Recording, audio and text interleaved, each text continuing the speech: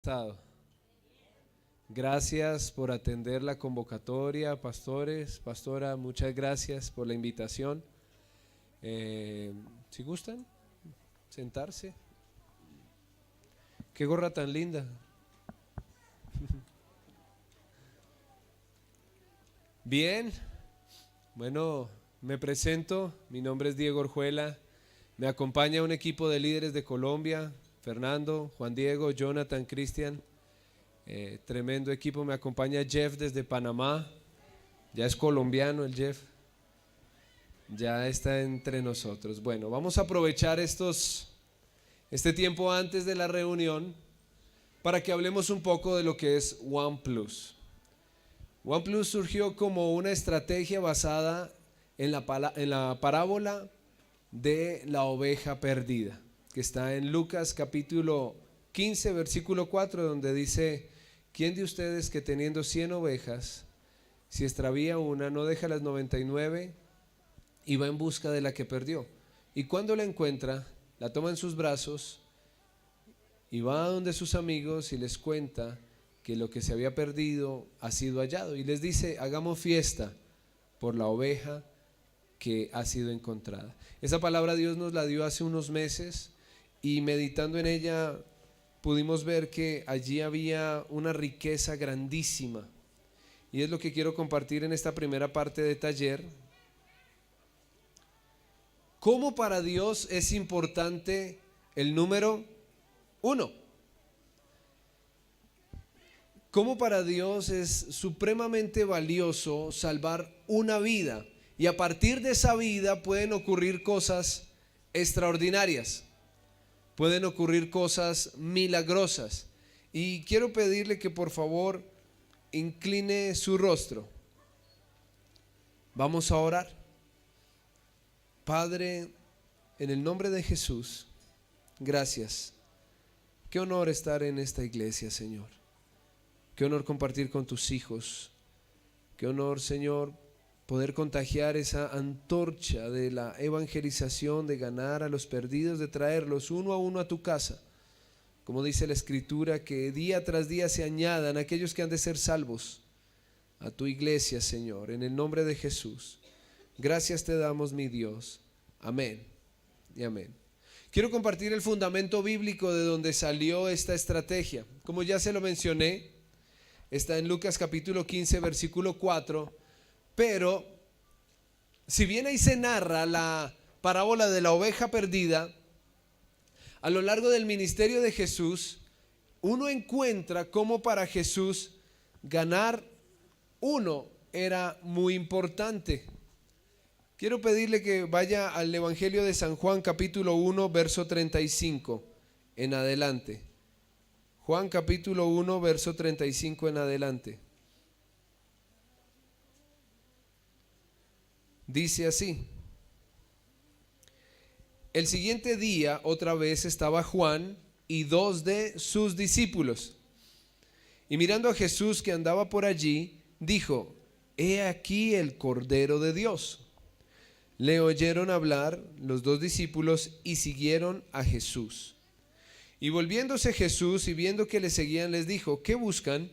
Ellos le dijeron: Rabí, que traducido es maestro, ¿dónde moras? Les dijo: venid y ved. Fueron y vieron dónde moraba y se quedaron con él aquel día, porque era como la hora 10:00. Andrés, hermano de Simón Pedro, era uno de los 2 que había oído a Juan y habían seguido a Jesús.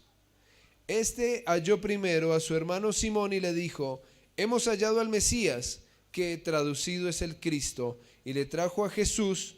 Y mirándole Jesús dijo: tú eres Simón, hijo de Jonás, tú serás llamado Cefas, que quiere decir Pedro. Amén y amén. ¿Sabe? Jesús era un experto en aplicar la estrategia uno más. Viendo el contexto de este pasaje, nos damos cuenta de varias cosas. Lo primero que uno ve es que Andrés era discípulo de Juan el Bautista y fue uno de los primeros discípulos de Jesús. Juan lo formó, fue su primer líder, podemos decirlo así, y lo tenía listo para salir al campo. Juan sabía qué era servir en el reino y no se apropió de su discípulo, de Andrés, sino que permitió que él siguiera a Jesús. Y se añade uno a el ministerio de Jesús.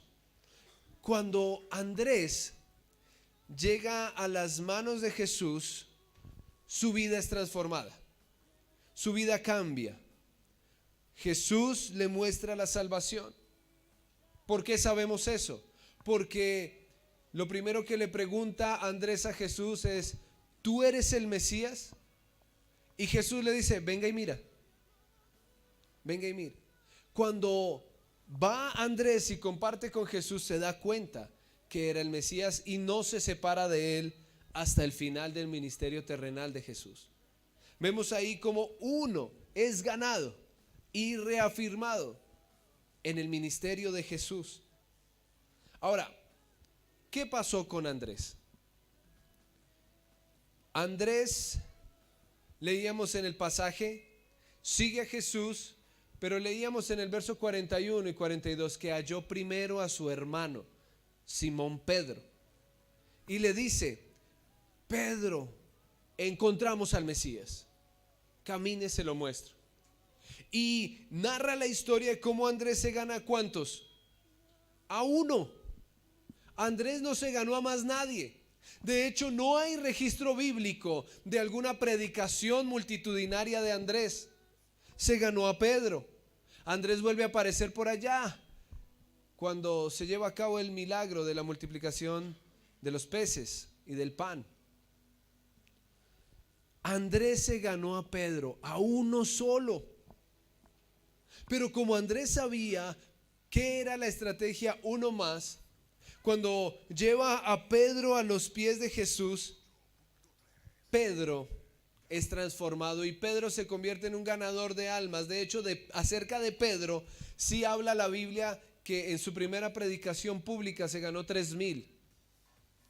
Ahora, si hiciéramos la cuenta, Pedro se ganó 3,000, Andrés se ganó uno, pero ese uno fue el que le compartió a 3,000 y luego a 5,000. Eso está en Hechos 2:38 y Hechos 3:12 en adelante. Note algo: uno más es una estrategia que te permitirá llegar a una persona y quizás esa persona sea la que transforma una ciudad, quizás esa persona sea la que transforma una comunidad, la que viene a bendecir una iglesia. Por eso no podemos despreciar la importancia de ganar uno. Andrés no sabía que al ganarse a su hermano al cabo de 2-3 años se iba a ganar 3,000 personas. No lo sabía, pero Dios sí lo sabía, porque uno más cuenta. Las multitudes llegaron a los pies de Cristo por la predicación de Pedro, pero Pedro no habría llegado si Andrés no se lo gana. Entendamos que quizás no vamos a tener el tiempo para salir a las calles aquí en medio de la comunidad donde está la iglesia, pero si queda el espíritu, si queda la motivación, si queda la estrategia, usted saldrá por esa puerta y dirá: uno de estos va a ser el apóstol Pedro. Uno de estos. Quizás usted lo ve en la calle, quizás no es una persona que de entrada genere un impacto, pero usted ya sabe: este puede ser el próximo apóstol Pedro. Amén. Entonces ahí vemos cómo en el ministerio de Jesús se aplicaba la estrategia uno más. Pero esa la hizo Andrés. Jesús también era un experto en esta estrategia. Jesús también se enfoca en uno. Mire lo que dice el versículo 43.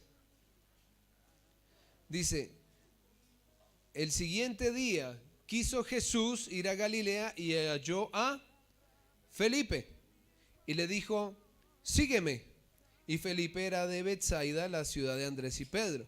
Y Felipe halló a Natanael y le dijo: hemos hallado a aquel de quien escribió Moisés en la ley, así como los profetas, a Jesús, el hijo de José de Nazaret.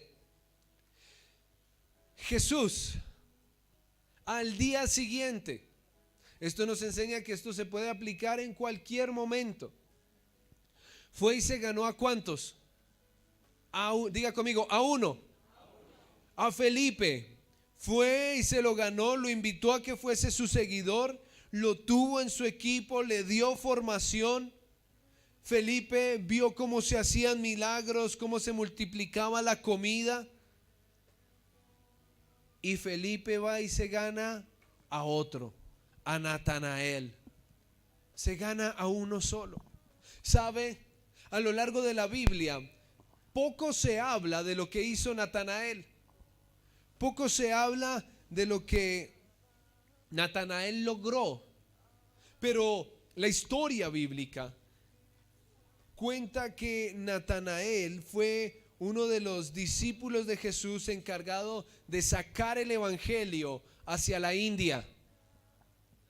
¿Qué puedo entender yo?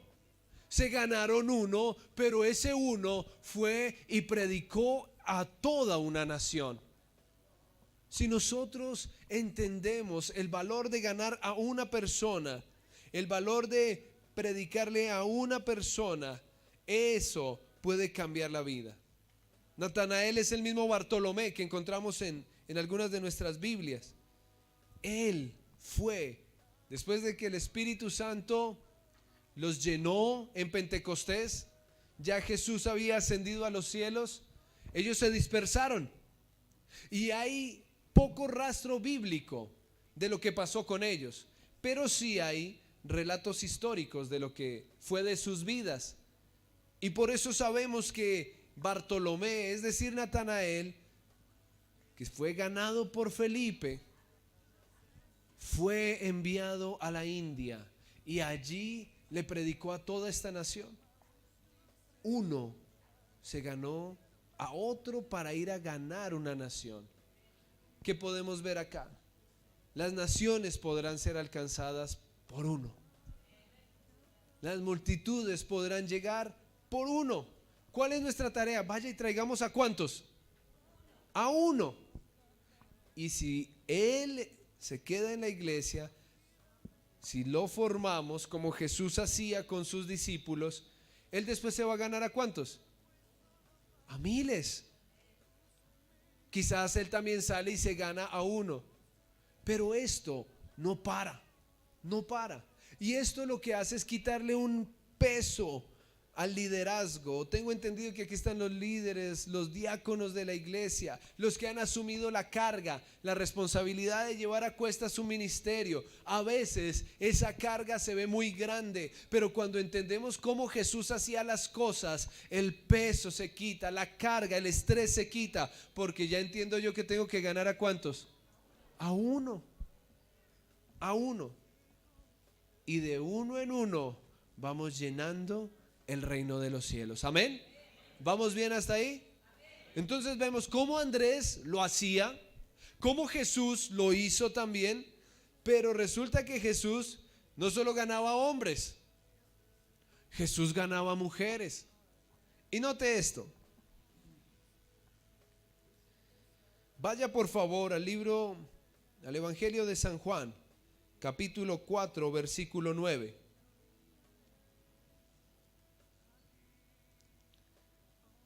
Dice, leámoslo desde el 6 para entender un poco. Y estaba allí en el pozo de Jacob.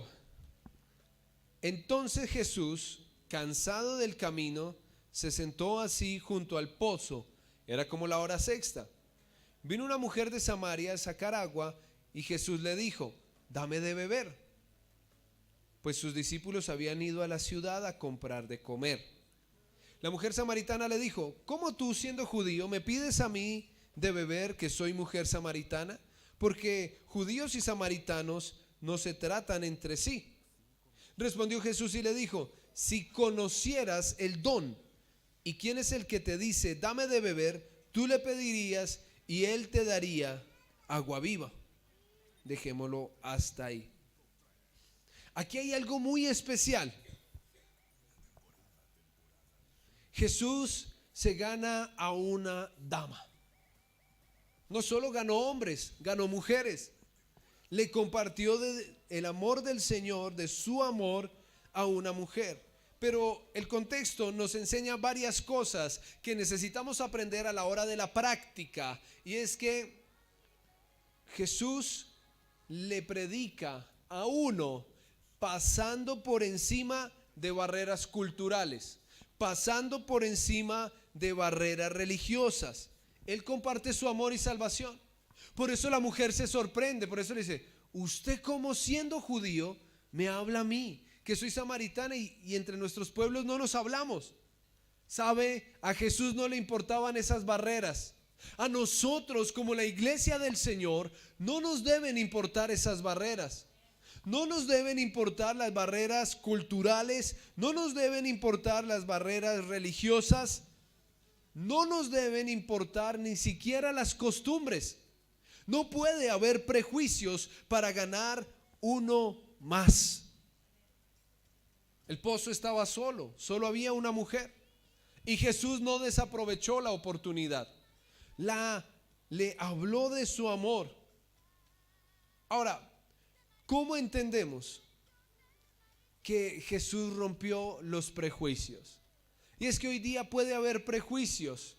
Cuando vamos por el parque, cuando vamos por una plaza y vemos a algunas personas que no se visten como nosotros, que quizás tienen un arete en una de sus orejas, o en la nariz, o en la nariz y en las orejas, o en la nariz, las orejas, los labios, o nariz, oreja, labios, cejas. Nosotros lo miramos y decimos: no, a este no le prediquemos. O quizás con su cabello pintado de colores o lleno de rastas. No, este no le prediquemos. No le hablemos del amor de Dios. ¿Sabe qué aprendemos cuando Jesús le comparte su amor a la samaritana? Que los prejuicios fueron hechos a un lado. Él no le importó que fuera samaritana. Es más, a él no le importó siquiera que fuese mujer. Mire lo que dice el verso 27. Es tan importante lo que dice allí. Dice: en esto vinieron sus discípulos. Recuerde que se habían ido a comprar ¿qué? Empanadas, asado, habían ido por comida y llegaron con el fiambre y lo ven a él hablando con una mujer. Dice el verso 27: en esto vinieron sus discípulos y se maravillaron de que hablaba con una mujer. Sin embargo, ninguno dijo: ¿qué preguntas? ¿O qué hablas con ella? No eran chismosos los discípulos de Jesús. No le dijo: hey maestro, ¿y qué? ¿Y ella qué? Nada, no le dijeron nada. Ahora, ¿por qué narra esto la Biblia? Si usted le prestó atención, en el capítulo en que Andrés le habla a Jesús, usa una palabra para referirse a Jesús, le dice rabí. No estaba bien visto que un maestro, un rabí soltero, bien plantado, con pinta de argentino, hablara con una mujer a solas. Era un sitio público, pero estaban solos. Eso no se veía bien. Por eso sus discípulos, cuando lo ven, dicen: ¡ay! Está hablando con una mujer. Pero eran prudentes, no dijeron nada. Pero Juan sí lo reporta en el Evangelio. ¿Qué nos enseña esto? ¿Sabe? Jesús pasaba por encima de cualquier prejuicio, de cualquier esquema, de cualquier manera de pensar. Él se atrevió a romper el molde y a llevar el mensaje al que lo necesitara. Mujer, hombre, publicano. Usted ve cuando va a casa de Zaqueo, todo el mundo pega el grito en el cielo. ¿Qué hace comiendo en casa de pecadores? Jesús rompía esquemas, y ese es el llamado que nos hace el Señor a nosotros hoy acá en Mendoza. Rompa esquemas. Mire al que está a su lado y dígale: rompa esquemas. Ya no, es que es mujer, ¿cómo le voy a hablar? Jesús no se puso a pensar en eso. Obviamente lo hizo con mucha madurez, con mucha prudencia, con mucha altura. Él no le coqueteó a la mujer samaritana, él le predicó a la mujer samaritana. Ahora, ¿qué pasó con esta dama? Jesús le dice, le comparte su mensaje de amor. Le dice, si supieras con quién hablas, pedirías que te diera agua viva. Y ella le dice, ¿tú tienes algo mejor que el agua del pozo que nos dejó nuestro padre Jacob? Y le revela su corazón. Le dice, tú has hecho esto, tú te has comportado así, pero yo no vine a juzgarte, vine a ganar. Y préstele atención a esta historia, que Jesús es emocionante. Jesús le da el mensaje, le comparte el milagro de la salvación, la mujer lo cree, la mujer tiene un encuentro cara a cara con Jesús. ¿Y qué pasó? ¿Qué pasa con esta dama? Capítulo 4, verso 28 al 30. Dice, entonces la mujer dejó su cántaro y fue a la ciudad y dijo a los hombres, venid, ved a un hombre que me ha dicho todo cuanto he hecho. Todo, o sea, todo. ¿No será este el Cristo? Entonces salieron de la ciudad y vinieron a él. Pase por favor al versículo 39. Dice, y muchos, diga conmigo muchos, dígalo fuerte, muchos de los samaritanos de aquella ciudad creyeron en él por la palabra de la mujer, que daba testimonio diciendo, me dijo todo lo que he hecho. Entonces vinieron los samaritanos a él y le rogaron que se quedase con ellos, y se quedó allí 2 días. Y creyeron muchos más por la palabra de él. Y decían a la mujer, ya no creemos solamente por tu dicho, porque nosotros mismos hemos oído y sabemos que verdaderamente este es el Salvador del mundo, el Cristo. ¿A cuánto se ganó Jesús? A una mujer que quizás su vida estaba en desorden.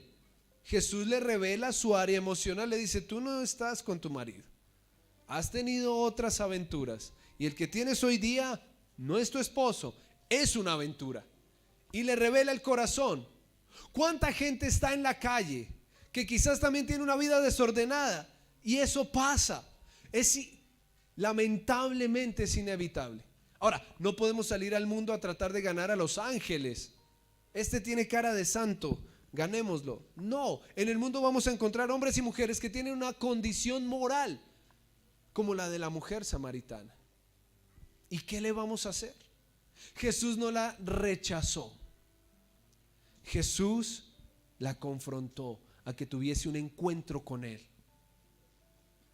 Y esta mujer, una sola, una mujer, fue y regó la historia por toda la ciudad. Yo creo que ella era conocida, porque dice la Biblia, y le habló a muchos hombres y les dijo, vea, encontré un hombre que me dijo todo mi pasado, lo mal que me he portado. Y muchos creyeron. Dios usó una mujer, una sola, para ganarse una ciudad. Dios puede usarte a ti para ganarse a uno que sea influencia en toda esta región. Puede ganarse a uno. Esta iglesia que tiene medios de comunicación, quizás alguien escucha el programa, una de las transmisiones, y viene a ser como la mujer samaritana. Le comparte a todo el pueblo. Y la gente dice, ya no creemos solo por lo que tú nos dices, lo hemos experimentado. ¿Sabe? La mujer experimentó un cambio inmediato. Preparémonos para ver transformaciones inmediatas. Preparémonos para ver cómo Dios a través de su amor nos permite ganar uno más. Y ejemplos diferentes a este hay muchos en la escritura, pero quisimos resaltar estos tres porque hacen parte de lo que fue el ministerio de Jesús. Andrés, luego Felipe, Andrés ganando a Pedro, Pedro ganando multitudes, Jesús ganando a Felipe, Felipe a Bartolomé y Bartolomé predicándole a un país entero, Jesús predicándole a la mujer samaritana, a una mujer, y esta mujer compartiendo el amor de Dios con una ciudad entera. Si nosotros captamos el espíritu que hay en esto, yo les aseguro algo: esta iglesia no volverá a ser la misma. Póngase en pie, vamos a orar.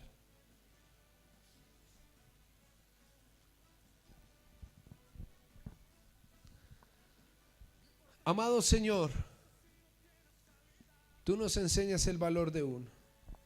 Y si nosotros tan solo nos ganáramos uno a la vez, serían tan diferentes nuestras iglesias, serían tan diferentes nuestros ministerios, nuestro liderazgo se transformaría de manera tal, Señor. Ayúdanos a ver ese uno, como un apóstol Pedro, como un apóstol Bartolomé, como una mujer de Samaria que gana ciudades enteras. Que los veamos con los ojos de la fe. Te lo pido en el nombre de Jesús, Padre, porque esta estrategia es mucho más que lo que se ve en las calles. Es el espíritu que tú transmites a través de palabras como esta, Señor. Grábalo en nuestro corazón. Quizás veremos afuera personas que tienen una vida moralmente reprobada, pero a ti no te importó. Tú rompiste esquemas, tú rompiste prejuicios con tal de ganar uno. Padre, que haya esa misma actitud en nosotros, que con tal de ganar uno rompamos esquemas, rompamos prejuicios y salgamos, Señor, uno cada día, uno cada reunión, uno para tu reino, Señor, en el nombre de Jesús. Gracias te damos, Padre. Amén y amén. Fuerte ese aplauso al Señor.